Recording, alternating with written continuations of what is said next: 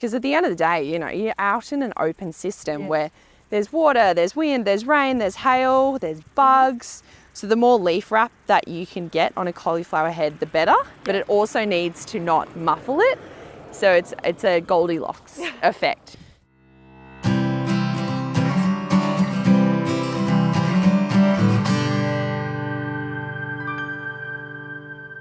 Welcome back to the Vegalogue podcast, a dialogue about the Australian vegetable industry from AUSVEG. I'm Tom Bicknell. We're going to be talking unpleasant bugs this episode, kicking off with an update on Varroa mite and the transition from eradication to management of the bee parasite with AUSVEG's Zarmeen Hassan. We're also going to hear from Dr. Melina from the Queensland Department of Agriculture and Fisheries about the latest efforts to advance and share practices to manage fall armyworm, a caterpillar that's causing serious headaches for growers of sweet corn and an alarming number of other crops. But then, happily moving away from bugs, we're going to take a walk through a cauliflower field to understand what growers are looking for in new varieties with Eliza Seymour of Bayer Vegetable Seeds. So let's go now to Zarmeen Hassan, AUSVEG's National Manager of Biosecurity and Extension, to hear how the effort to manage Varroa mite is going.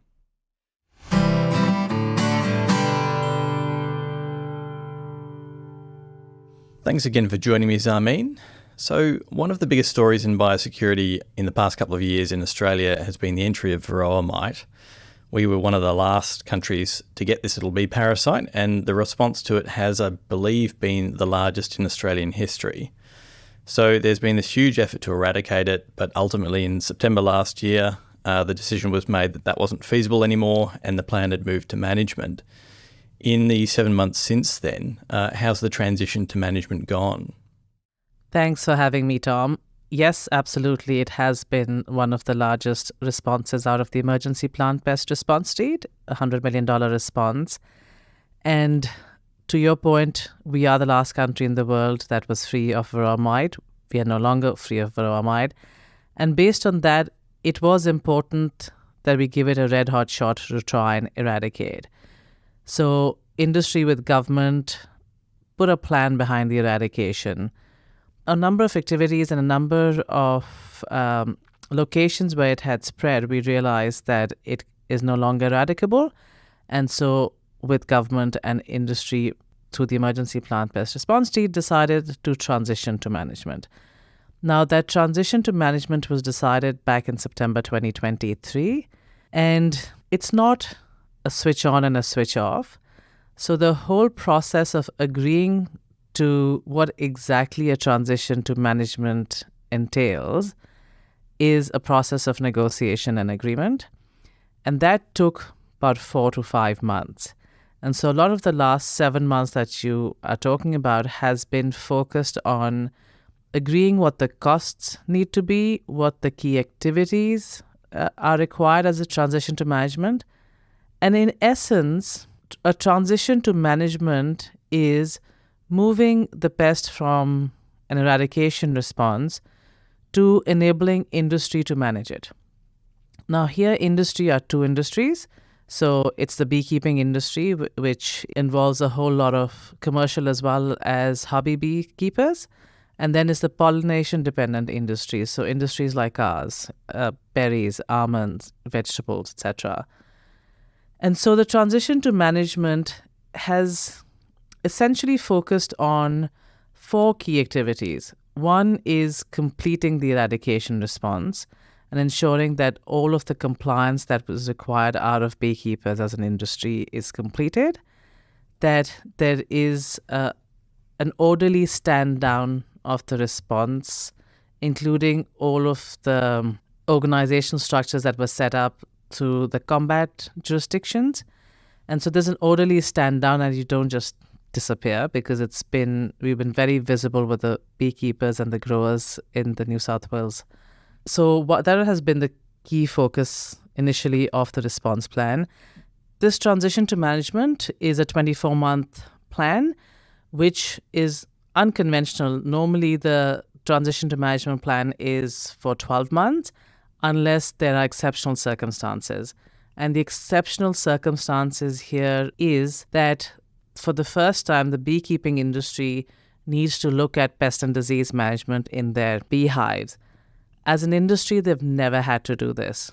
For our industry, the vegetable, potato, and onion industry, or any of the other pollination-reliant industries, the pest and disease management, IPM, crop monitoring, etc., is second nature to us. This is what we do, or growers do, to grow a viable or marketable crop. For the bee industry, they've never had to do it. So with the incursion of Varroa mite, it essentially is changing the way the industry will operate. And so a significant component of the transition to management plan is educating the beekeepers on how to manage their hives in view of the Varroa mite incursion. In fact, about 70% of the budget is actually going behind extension activities across all states. So not just New South Wales where the incursion happened, but each of the jurisdictions or each of the states will have Varroa mite or Varroa development officers that will enable beekeepers and work with beekeepers to manage their hives to ensure that they're doing proper crop monitoring or beehive monitoring, that they're doing alcohol washes, that they're looking after their beehives like we will look after their crops.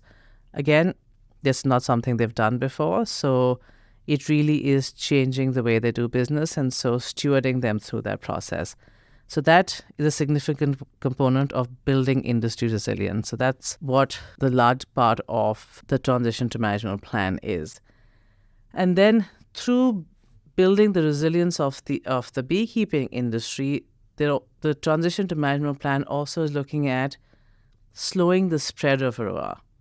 And that means that bringing in hives that are clean on farms and supporting farmers to send out clean hives.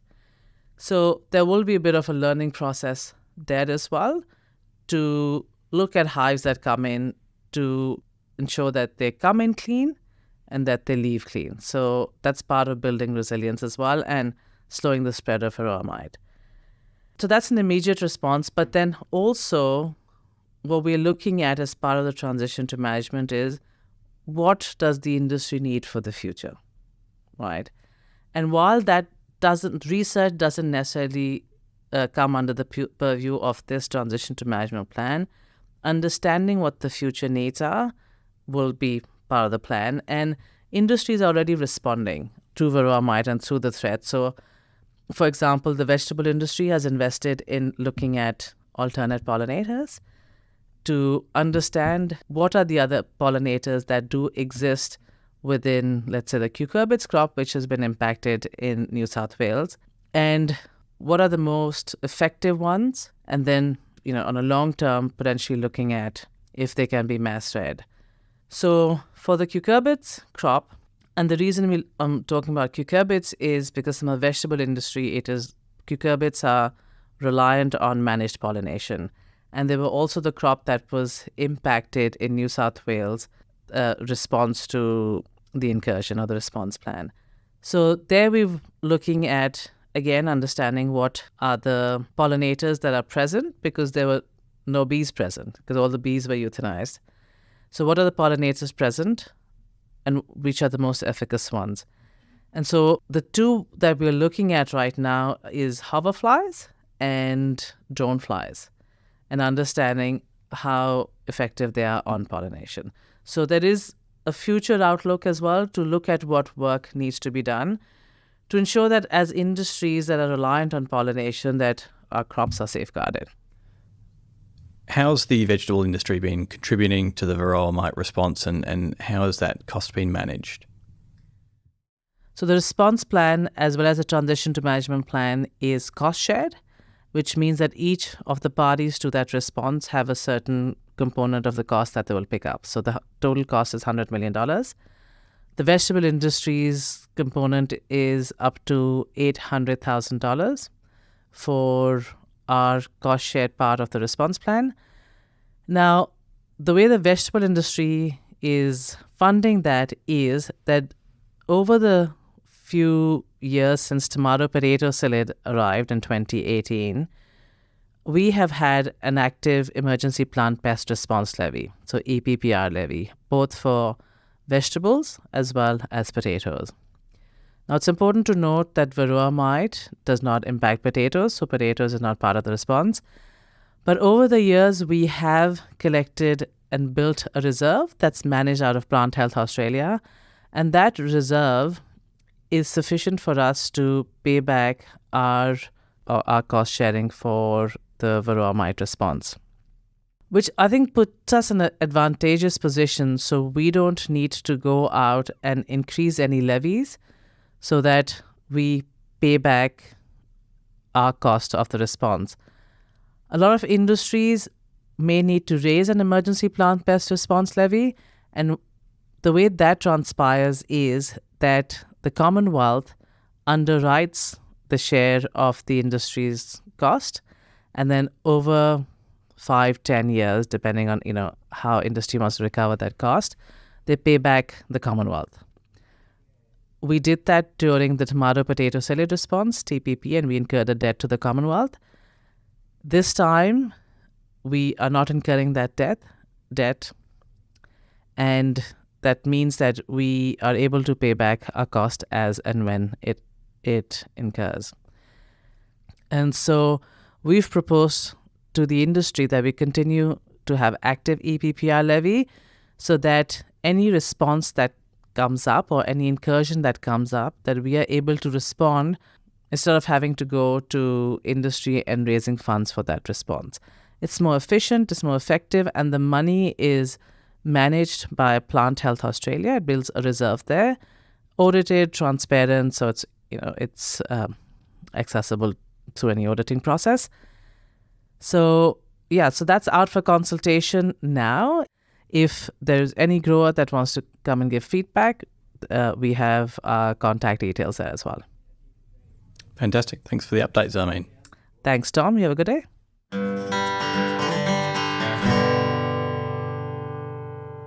You're listening to the Vegalogue podcast, brought to you by AUSVEG. Growers across the country have been struggling to deal with the resurgence of fall armyworm this year, with numbers of the exotic pest bouncing to their highest levels since it was first detected in Australia in 2020.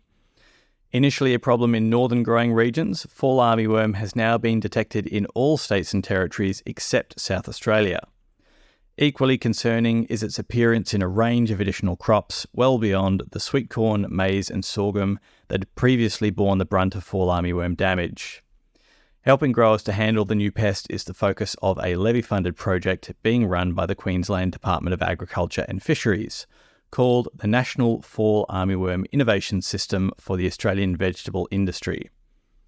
At a recent field day run by VegNet New South Wales and Local Land Services, I had a chat with Dr. Melina, the Principal Entomologist with the Queensland Department of Agriculture and Fisheries, about current fall armyworm management practices and what the project's objectives are.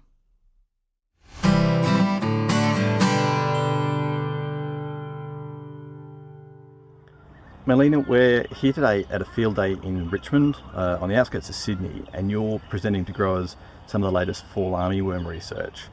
For those who might not be aware, could you tell us a little bit about fall armyworm and its entry into Australia? So fall armyworm arrived in Australia in 2020, was first detected in far north Queensland, and then very quickly and that was about January, and by September it had made an appearance across most of eastern Australia. So it's a moth which produces a caterpillar.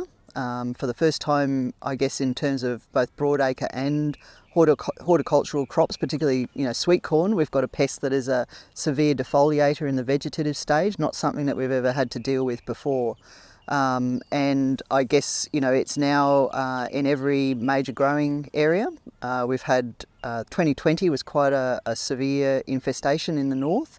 And then we've had 2 years that have been relatively quiet, and this year, sort of particularly from the beginning of 2024, we've seen, pressure, numbers, densities, damage that we haven't seen in previous years. So it's been, quite a wake up this year. And when it comes to managing fall armyworm, does best practice look the same across Australia, or does it vary by region and by crop? Oh, it varies very much by crop. I guess the the sort of quality requirements and the response of sweet corn to fall armyworm is much more severe than, say, in maize and sorghum. So, I think we can immediately separate out those two industries in terms of the way they are managed. I think from a broadacre point of view, we've really managed fall armyworm very well in the past 2 years with minimum chemical intervention and a move to early planting, so planting in spring rather than planting in summer, has meant that the majority of crops have avoided higher fall armyworm pressure. This year the pressure has been so high, and we've also had a lot of late cropping, that a lot of crops have fallen into that and met really high fall armyworm pressure. And there's been a lot more spraying as a consequence. In horticulture and sweet corn, the strategy really is to spray that pest to minimise the impact on the crop, and that's I guess unfortunately the management practice at the moment. And could you give us an overview of the project you're working on and what that's trying to achieve? Yeah, so this fall armyworm area-wide management project brings together the industries, because with a recognition that fall armyworm doesn't recognise industry boundaries. We've done this before with Helicoverpa, with cotton and grains, which was done very successfully in the sort of early 2000s. And we're sort of hopeful that we'll get a similar kind of outcome for the industries with fall armyworm. And it really does, focus on learning, on an appreciation of the biology, the ecology, the interaction with natural enemies, the sort of common threads across the landscape, regardless of whether you're growing sweet corn or maize, whether you're feeding it to people or whether you're feeding it to animals. So, real emphasis on bringing people together to develop that common understanding, and I guess bringing the R&D in along with that as well.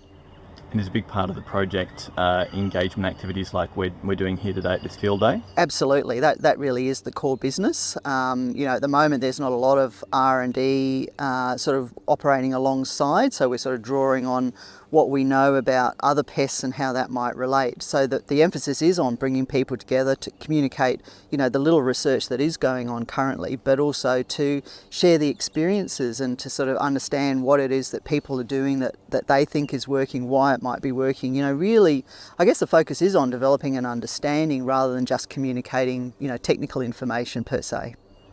And so what's next for fall armyworm research? Well, I think, I guess given a season like this, there's a real emphasis on understanding how much damage is too much damage. That's the sort of approach that we're taking in grain sorghum and maize for grain. So developing thresholds that will help growers to make a rational economic decision around whether they can afford to spray, whether it's actually going to deliver them a return on that expenditure. For sweet corn, there really is a need to, I think, I guess in my opinion, there are some fundamental changes that need to be made. The crop is highly responsive to fall armyworm, so you can't allow too much damage. It doesn't leave very much wiggle room in terms of, minimising insecticide use. So there are some real challenges around how do we change the system to reduce the very high reliance on insecticides that we currently have and take advantage of the natural enemies and the other biological control that we know is there but currently can't get a foothold given the high intensity insecticide use. This project is funded by Hort Innovation using the Vegetable Industry Research and Development Levy and contributions from the Australian Government under project code VG22006.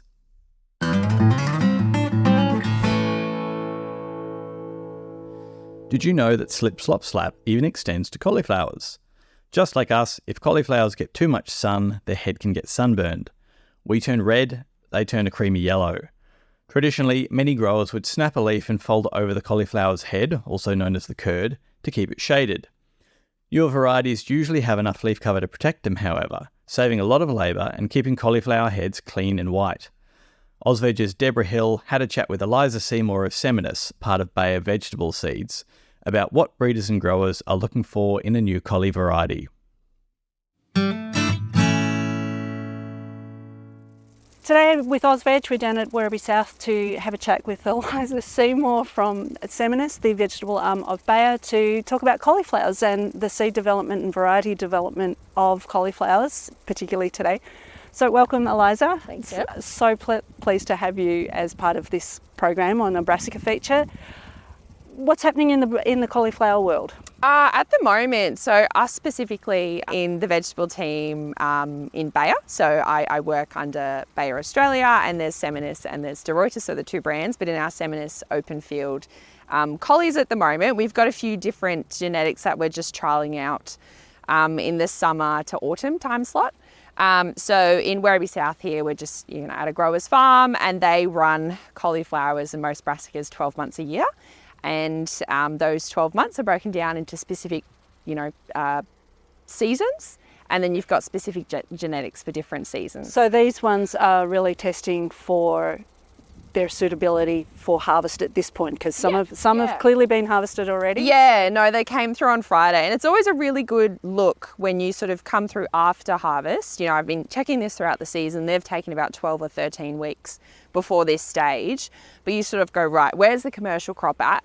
They've harvested once and they've got maybe 20 or 30% of the crop, whereas compared to our genetics, how much of the crop have they got? And ultimately what you want to find is a variety that's really consistent, so the grower can know that they're going to go through once or twice rather than 3, 4, 5 times, because that's time and money. Yep. And it's also, when the market is really good, which is what the cauliflowers are at the moment, they're really good prices, you want to know that your crop's going to be ready, and you can go through and wipe it out at once. But so when you're coming in now to, and I guess over the last couple of months, what sort of characteristics are you looking for in particular to say, yep, this one's going to be commercially viable compared to let's scrap that one? Yeah. So before these 3 varieties have even gotten to this stage where we've got sort of, a few hundred plants in a row, we do a screening trial of about 20 or 30 of those varieties in this exact time slot, just to see whether they could take it to the next level.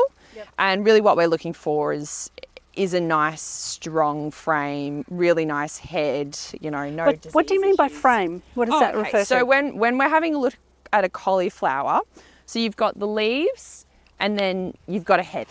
And what you're harvesting is the head. You don't sell the leaves, but what you really need is a strong frame, like a strong body, to get the cauliflower through whatever conditions it's going to deal with. So the head is actually quite well buried, isn't it, within that leaf cover? Yeah. And that's what we're looking for. We're looking for a really nice head that's ultimately going to, match the specifications of what the growers need to then sell it on to a retailer or a supermarket. But you really need a nice frame. And it's funny because you don't, at the end of the day, the consumer doesn't see the leaves, but they're such a vital part of a cauliflower, and making sure that it does sort of develop all the florets that it needs to, develops the growth and the size in whatever conditions it is exposed to. So my understanding is that obviously you need the leaves for photosynthesis and growth and all those sort of things, but cauliflowers tend to get sunburn as well? Yes.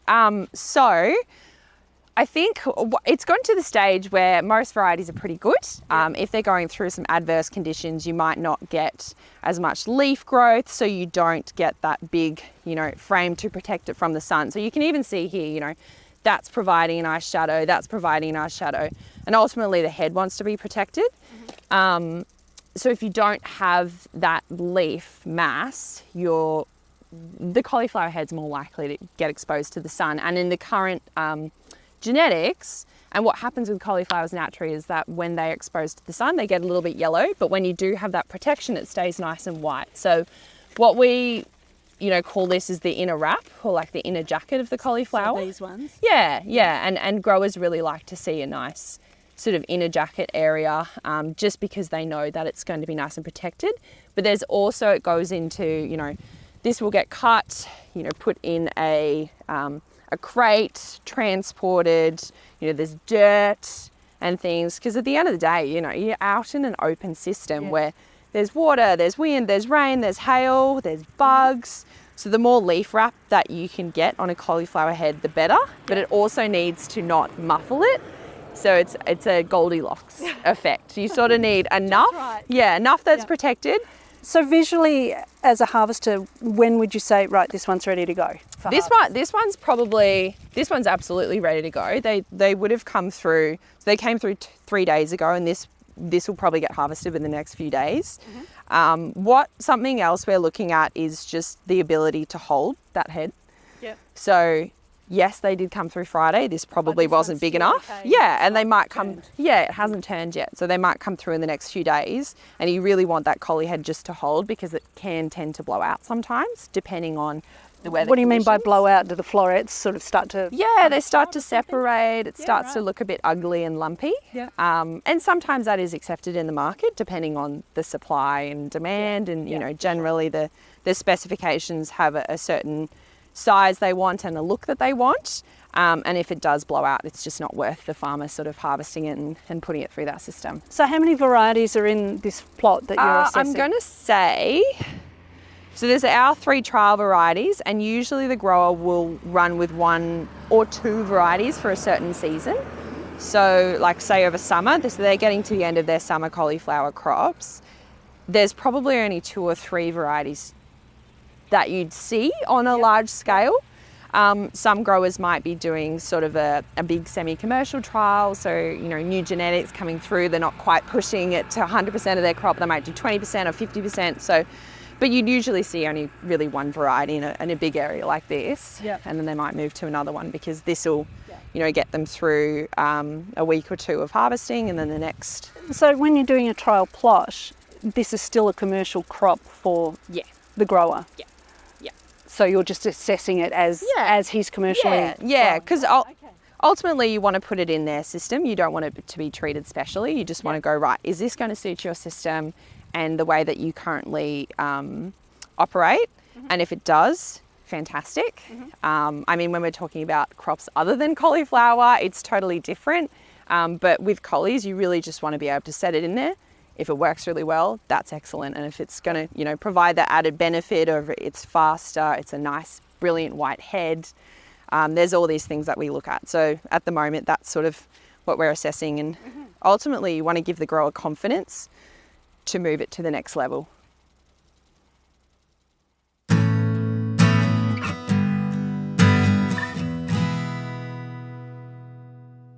You've been listening to the Vegalogue podcast. Don't forget to subscribe and give the podcast a rating and review to help others find us.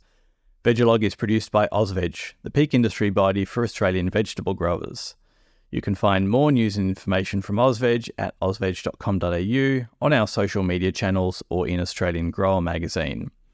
Thanks for listening to Vegalogue, the podcast that explains a cucumber only becomes a pickle after a particularly jarring experience.